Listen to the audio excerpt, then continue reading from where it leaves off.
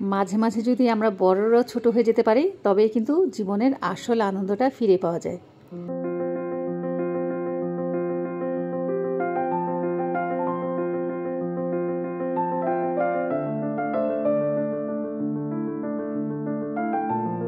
তাসনিম সকাল থেকে বসে বসে কী করছে দেখো। ও এখন যাবে মাদ্রাসে, আর মাদ্রাসে যাওয়ার টাইমে ওর মনে হয়েছে ওর কালার পেন্সিলগুলো নিতে হবে। তো আমি ওকে একটা বক্স বানিয়ে দিয়েছিলাম। আসলে বাচ্চা মানুষ তো দেখা যায় গুছিয়ে রাখতে পারে না, অনেক পেন্সিল হারিয়ে গিয়েছে। আর তাসনিমের কালেকশনে এমন কোনো রং নেই যে না আছে। ড্রয়িং করুক আর না করুক সব রং কিন্তু ওর কালেকশনে থাকতেই হবে। তো আজকে যেহেতু বৃহস্পতিবার তাসনিমের হচ্ছে ড্রয়িং ক্লাস হয়, আর এই কারণে কিন্তু ওর প্রয়োজনীয় আর কি পেন্সিল যা যা লাগবে ও সব কিছু গুছিয়ে তারপরে মাদ্রাসায় চলে গেল। আর এখন প্রায় ঘড়িতে 9:30 মতো বাজে। আমার বর এই যে বাজার নিয়ে আসছে, তাসনিমকে মাদ্রাসায় দিয়ে ও হেঁটে আসে প্রতিদিনই। আর কি যেদিন হয়তো বা তাসনিমের মাদ্রাসা বন্ধ থাকে সেদিন মাঝে মাঝে যায়, আবার মাঝে মাঝে যায় না। তো এই যে হেঁটে আসার সময় ডিম এনেছে, এখানে 2 আইটেমের ডিম এনেছে, দেশি মুরগির ডিম আর হচ্ছে ফার্মের ডিম। তো এই বক্সের মধ্যে আমি রেখে দিব। আমার কাছে না এই বক্সের মধ্যে ডিমগুলো রাখতে বেশ ভালো লাগে, মানে ওপর থেকে ছেড়ে দিলে টুক করে যেয়ে নিচে যেয়ে পড়ে, এই জিনিসটা আমার কাছে বেশি ভালো লাগে। আর একটা ডিমও কিন্তু ফাটে না। ডিমের এই ঝুড়িটা তোমরা কিন্তু অনেকেই পছন্দ করেছো, সবাই বলেছো যে ঝুড়িটা খুব সুন্দর লেগেছে। আসলে সুন্দর একটা জিনিস, আমার কাছে খুব ভালো লেগেছে।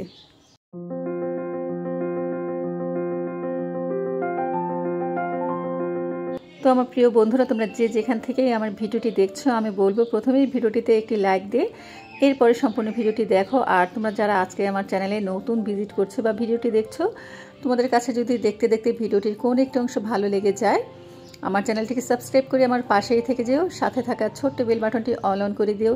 এতে করে আমি যখন কোনো নতুন ভিডিও আপলোড করব সবার আগে কিন্তু নোটিফিকেশন তোমার কাছে পৌঁছে যাবে। চাইলে তোমার সুযোগ মতন পরবর্তীতে দেখে নিতে পারবে। আর যারা যারা আমাকে সাবস্ক্রাইব করে এত দূর আনতে সহায়তা করেছে, তোমাদের জানে মনের অন্তঃস্থল থেকে অনেক অনেক দোয়া ভালোবাসা।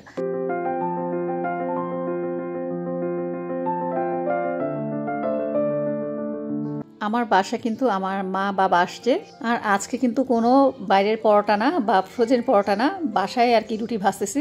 এর কারণ হচ্ছে আমার ছোটো বোন আসলে আব্বা খাবে বলে রুটি বানিয়ে দিয়ে গেছে, আর আমি এটা ফ্রোজেন করে রেখেছিলাম।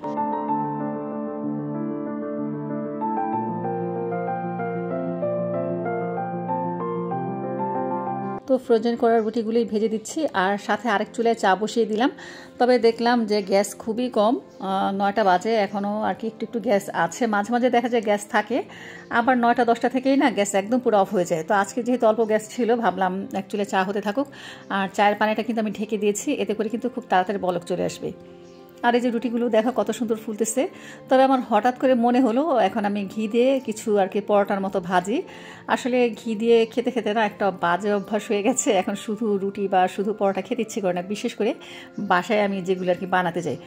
তো আমি 4টা রুটি ঘি দিয়ে ভেজেছি, এটা আর কি পরোটার মতোই লাল লাল করে ভেজেছি। আর চায়ের পানি কিন্তু অলরেডি বলক চলে আসছে। তো চায়ের মধ্যে এখন আমি পরিমাণ মতন লিকার দিয়ে দিব। আসলে আমার চাটা বানাতে একটু সময় লাগে, আর সময় নিয়ে যদি চাটা না করি তাহলে কিন্তু সেই চাটা আসলে আমরা খেতে পারি না।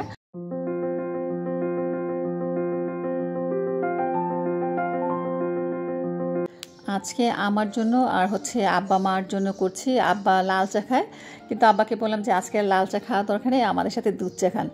আসলে আব্বা সবসময় লাল চাটা খায়, কিন্তু আমাদের চক্করে পড়ে যখন ঢাকায় আসে দেখা যায় আমরা দুধ চা খাই। তো আমাদের সাথে সাথে কিন্তু আব্বারও দুধ চায়ের নেশাটা হয়ে গেছে। আর মাকে গেলে নাকি দেশে বলে যে কি দুধ চা খাওয়া শিখাইলা, এখন লাল চা খেতে আর ভালো লাগে না। তো এটা নিয়েও মা আর আমরা একটু আর কি হাসাহাসি করছিলাম। আর এই যে দেখো, এদিক দিয়ে কিন্তু আমি ঘিয়ের পরোটা ভেজে নিয়েছি, রুটিও ভেজেছি, ঘি দিয়ে পরোটাও ভেজেছি। আর ডিম সিদ্ধ করে কিন্তু আগেই দিয়েছি, তাই এখন আর ডিম ভাজলাম না। আব্বাকে জিজ্ঞেস করেছিলাম যে রুটির সাথে ডিম ভেজে দেবো কিনা, তো আব্বা বলে যে না, ডিমটা একবার খেয়েছি আর খাবো না। তো এই যে আমি আর কি মধু দিয়ে আব্বা আর মায়ের জন্য চাটা করে দিচ্ছি। আমার জন্য তো আমি সবসময় মধু দিয়েই করি। আসলে আব্বারও আবার হাই প্রেশার, এরপর হচ্ছে ডায়াবেটিক্সের সমস্যা আছে, এই কারণে আসলে একদম মিষ্টি ছাড়া খেতেও ভালো লাগে না, আবার মিষ্টি দিলেও না কেমন একটু ভয় ভয় লাগে। যাই হোক, এই কারণে মধুটা খাই। আর ঘরে পুডিং ছিল, পুডিং দিয়েছি। আর এদিক দিয়ে আমার বড় বোন আর আমার ছোট বোন আসছে।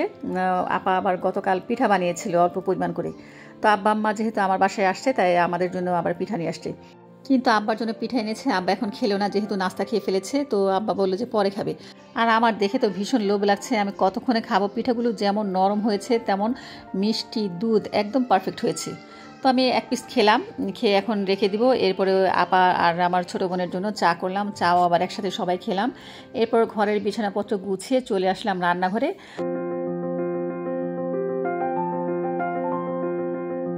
তো এখন প্রায় ঘড়িতে 11:30টার মতো বাজে। রান্না তো এখন বসাতেই হবে, যেহেতু ছোটো দিন, আবার দেখা যায় গ্যাস থাকে না, একটা গ্যাসে রান্না বাড়া করতে হয়। তবে আমি কিছু টেকনিক অবলম্বন করি, সেই টেকনিক অনুযায়ী কাজটা করি বিধায় কিন্তু আমার মাশাআল্লাহ কাজগুলো খুব তাড়াতাড়ি শেষ হয়ে যায়। তো প্রথমে কিন্তু আমি ভাত বসিয়ে দিলাম।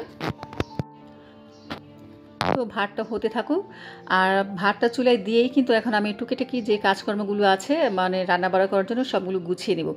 তো এই যে দেখো, আমি কিন্তু আরেক চুলায় ডাল বসিয়েছিলাম, পরে দেখলাম যে একটুখানি আর কি জালটা জ্বললো, এরপরে দেখলাম জালটা অফ হয়ে গেল। কী আর করবো, ভাবলাম যে ভাত হোক, ভাতের পরে কিন্তু আমি ডালটা চুলায় দিয়ে দিব। তো আমি সব কিছু কিন্তু একদম কাটা বাছা করে রেখে দিব, যেন আমার একটা ফোঁটা বা একটা সেকেন্ড যেন চুলাটা খালি না যায়, আমি আর যেন সাথে সাথে রান্না বসিয়ে দিতে পারি, সেজন্য কিন্তু আমি আগে ভাগে সব কিছু গুছিয়ে নিচ্ছি। তো এদিক দিয়ে ঘরে কাঁচামরিচ ছিল, এরপর ধনেপাতা ছিল, সেগুলো ফ্রিজে আমি প্যাকেট করে রেখে দিয়েছিলাম। তো এগুলো এখন একটু বের করে নিলাম। আসলে এগুলো এখন আর কি বেছে রাখতে হবে, বেছে না রাখলে কিন্তু নষ্ট হয়ে যাওয়ার একটা সম্ভাবনা আছে। তো এদিক দিয়ে কিন্তু আমি আর কি কাটা ধোয়া যা ছিল আমার সব শেষ। এই যে দেখো, ছোট যে বাইলার গুঁড়া সেটাও আমার কাটা ধোয়া হয়ে গেছে। এরপরে পেঁয়াজের কুচি তো আগেই ছিল, তাই পেঁয়াজ আর কাটলাম না, টমেটো, কাঁচামরিচ, ধনেপাতা, পেঁয়াজের কুলি, রসুন এগুলো কেটে নিয়েছি।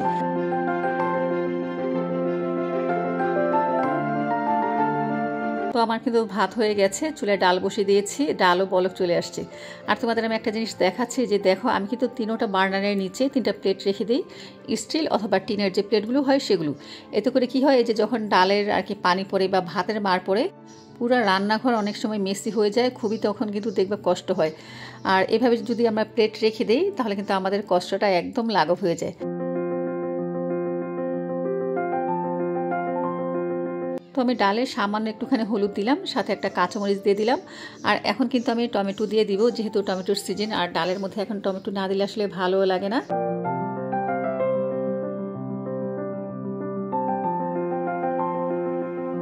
তবে এই শীতে মাঝে মাঝে কিন্তু শুধু ডাল ছাড়া টমেটোর খাট্টাও রান্না করে খাওয়া যায়।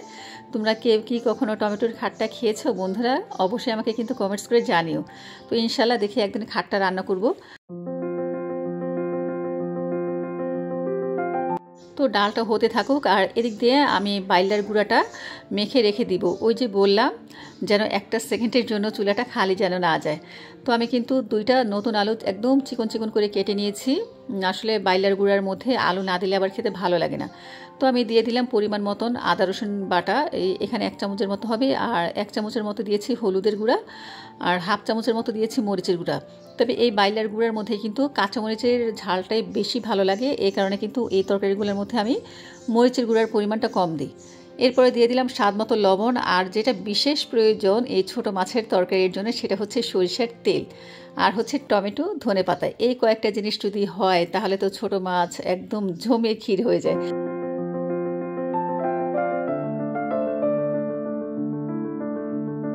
আর সত্যি কথা যেটা, মানে এইভাবে রান্না করলে আমার বড় খেতে খুব পছন্দ করে, আর আমার বাবা মা তো পছন্দ করে। তো বন্ধুরা তোমাদের একটা জিনিস দেখাচ্ছি, এই যে দেখো বাইলার গুঁড়ার যে মাথাগুলো, বাইলা মাছের সেই মাথাগুলো কিন্তু অবশ্যই ফেলে দিতে হয়। যারা জানো তারা তো জানোই, আর যারা জানো না তাদের উদ্দেশ্যে বলছি।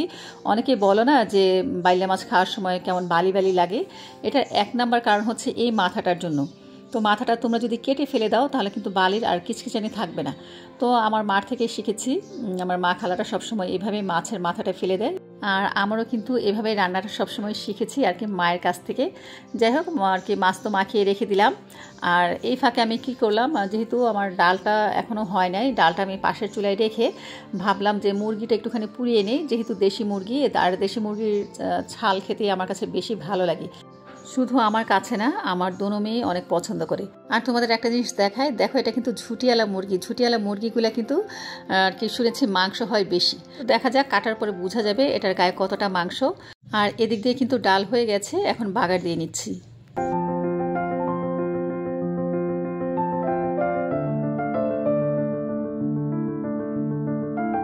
বন্ধুরা, ডাল বাগারের শব্দটা শুনেছো? এই ডালের আসলে বাগারেই নাকি ডালের মজাটা হয়। আমার প্রিয় বন্ধুরা, তোমরা কিন্তু আমাকে অনেক সুন্দর সুন্দর কমেন্টস করছো, আর সত্যি কথা তোমাদের এই সুন্দর কমেন্টসের জন্যই কিন্তু আমি আরও একটা নতুন ভিডিও বানাতে উৎসাহিত হই। আমিও কিন্তু তোমাদের অনেক ভালোবাসি। হয়তোবা দেখা যায় সময়ের জন্য আমি সাথে সাথেই আর কি নোটিফিকেশন পাওয়ার পরও যেতে পারি না তোমাদের চ্যানেলে, কিন্তু দেখা যায় আমার যখন সময় সুযোগ হয় আমি কিন্তু যাই, অবশ্যই তোমাদের চ্যানেলগুলোতে যাই। যারা আমার আর কি ভিডিও দেখো বা কমেন্ট করো, আমিও কিন্তু তোমাদের সবার ভিডিওতে যাই, আর যে কিন্তু তোমাদের ফুল ভিডিওটা দেখে খুব সুন্দর একটা কমেন্টস করে আসি। নিশ্চয়ই বন্ধুরা তোমরা জানো সবাই সেটা।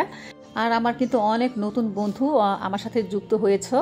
তো অনেকে দেখা যায় কি যে বন্ধু হওয়ার পরে একটা তো সময় দিতে হয়, মিনিমাম আর কি 24 ঘন্টা একটা সময় দিতে হয়। 24 ঘন্টার পরে কিন্তু আমি তোমার ভিডিওটা দেখতে পারবো বা আমি তোমার পরিবারে যেতে পারবো। এর আগে যদি আমি যাই তাহলে কি হবে জানো, তোমার চ্যানেলের জন্য খুব ক্ষতি, এটা আমার চ্যানেলের জন্য অনেক ক্ষতি।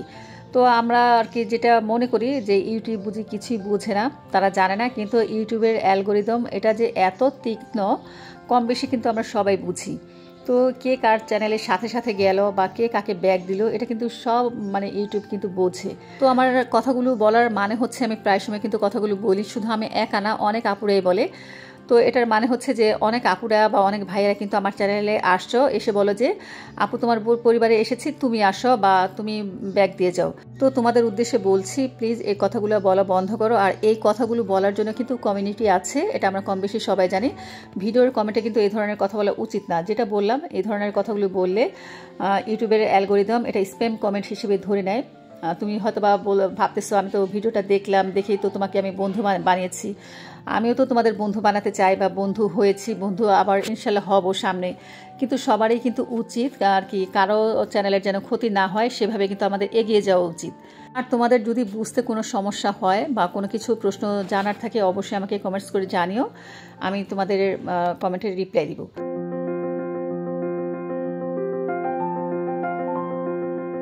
তো বন্ধুরা, আমার কিন্তু রান্না বাড়ার শেষ পর্যায়ে। আমি বললাম না যে কিছুটা আমি টেকনিক অবলম্বন করি, সেটা হচ্ছে এই যে দেখো, এখন থেকে কিন্তু আমি আর কি রান্না বাড়ার প্রেশার কুকারে করার চেষ্টা করি।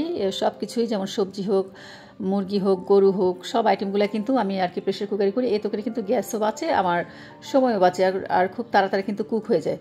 তো আমি কিন্তু প্রথমেই মাংসটাকে কষিয়ে নিয়েছি, মুরগির মাংসটাকে জাস্ট একটা সিটি দেওয়ার পরে আমি ঢাকনাটা খুলে এরপর আলু দিয়ে একটুখানি কষিয়ে নিলাম। এরপর এখন আমি পরিমাণ মতন গরম পানি দিয়ে দিলাম। তো আমার কিন্তু ঝামেলা শেষ। আর লবণ টবণ আমি দেখে নিয়েছি, আমার কিন্তু লবণ বারবার দেখতে হয় না, রান্না করতে করতে একটা অভ্যাস হয়ে গেছে। তো এখন একটু চেখে দেখলাম যে লবণ ঠিক আছে, যখন আরেকটু ঝোলটা টানবে একদম পারফেক্ট হয়ে যাবে।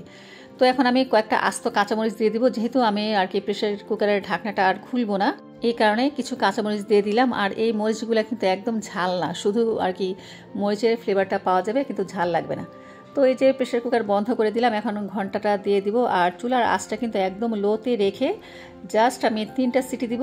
তো টোটাল কিন্তু আমার 4টা সিটি যাচ্ছে মুরগির মাংসটা হওয়ার জন্য। তো খুব সুন্দর মতন কিন্তু আমার মুরগির মাংসটা হয়ে গেছে, সেটা আর তোমাদের দেখালাম না।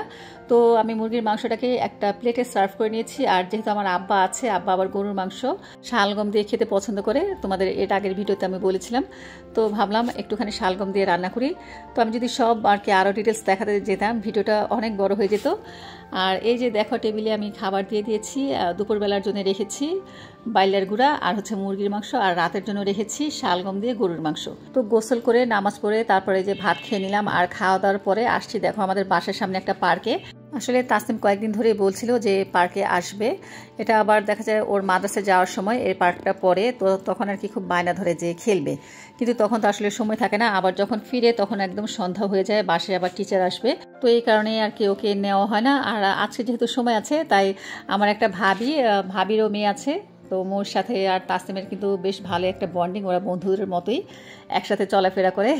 তো এই কারণে আর কি ওদের দুজনকে নিয়ে আসলাম। আর দেখো বাচ্চারাও কিন্তু খেলা করছে, আর আমরাও বসে বসে দুল খাচ্ছি। দোলনায় দুল খেতে যে কি মজা লাগে, তোমরা কে কে দুল খাচ্ছ বলো তো বন্ধুরা। এই যে দেখো, ওরা এই দোলনায় বসে আছে আর আমরা পাশের দোলনায় বসে আছি। কিন্তু একটা সমস্যা হয়েছে কি জানো, তাসনিম যখন ওখানে ঢেকি ছিল, তো ঢেকিতে যখন চড়তে গিয়েছে, মৌ ছিল ওপরে, তাসনিম ছিল নিচে। তো তাসনিম হঠাৎ করে ছিটকে পড়ে যায়, খুব মানে ব্যথা পেয়েছে, এতটা ব্যথা পেয়েছে যা বলার মতো নয়। যে দেখো মেয়ের মুখটা একদম কালো হয়ে গেছে, তারপরেও কিন্তু মানে খেলবে সেই নেশায় বসে আছে দোলনার মধ্যে। যদি আর কি কান্নাকাটি করলে আমি বাসায় নিয়ে আসি, এ কারণে কান্নাও করছে না। কিন্তু প্রচুর যে ব্যথা পেয়েছে ওর চোখ মুখ দেখে কিন্তু আমি বুঝতে পেরেছি। তো অনেকক্ষণ ওকে আমি জড়িয়ে ধরে বসেছিলাম। এরপরে পাশে ছিল ফুচকা, জিজ্ঞেস করলাম যে ফুচকা খাবে নাকি, ভাবিও আমাকে জিজ্ঞেস করলো, আমি ভাবিকে জিজ্ঞেস করছি। তো ভাবি বলে যে আমি খাবো ফুচকা। তো আসলে এটা কোনো ব্যাপার না, এক সময় দেখা যায় আমি খাওয়াই, এক সময় দেখা যায় ভাবি খাওয়াই, আমরা কিন্তু প্রায় সময় বের হই। আর কখনো আমি বাদাম খাওয়াই, কখনো ভাবি ফুচকা খাওয়াই, এভাবেই কিন্তু আমাদের আড্ডা চলে। তো ফুচকার অর্ডার দিয়েছি, একটা দিয়েছি হালকা ঝাল দিয়ে, আর একটা বলেছি ঝাল যেন না দেয়। তো ঝাল দেখা যায় তাসনিম মোটামুটি খেতে পারে, মৌ আবার ঝাল বেশি খেতে পারে না, তাই দুজনের জন্য 2 আইটেমের নিলাম। আর আমাদের জন্য নিতে চেয়েছিলাম কিন্তু নিলাম না, কারণ বাচ্চারা তো আর খেতে পারবে না 1 প্লেট ফুচকা, এ কারণে আর কি ভাবিও নেয়নি, আমিও নিইনি। কিন্তু সমস্যা হয়েছে দেখি তাসনিমের ফুচকাটা একদম ঝাল হয় নাই, আর মৌ বলছে ঝাল লাগতেছে, তার মানে গন্ডগোল হয়েছে, হয়তো বা এক্সচেঞ্জ হয়ে গেছে। যাই হোক, এখনও আর কি আমরা 4 জনে মিলে ফুচকা খেলাম। ফুচকাটা মোটামুটি লেগেছে, বেশি একটা ভালো লাগে নাই। আর এখন খেতে খেতে বিদায় নিয়ে নিব। তো বন্ধুরা, আজকের ভিডিওটি কেমন লাগলো অবশ্যই কমেন্টস করে জানিও। আর বন্ধুরা, এমন নিত্য নতুন ভিডিও পেতে আমার চ্যানেলটিকে সাবস্ক্রাইব করে আমার সাথে থেকে যেও। তো সবাই ভালো থেকো, সুস্থ থেকো। আল্লাহ হাফিজ, আসসালামু আলাইকুম।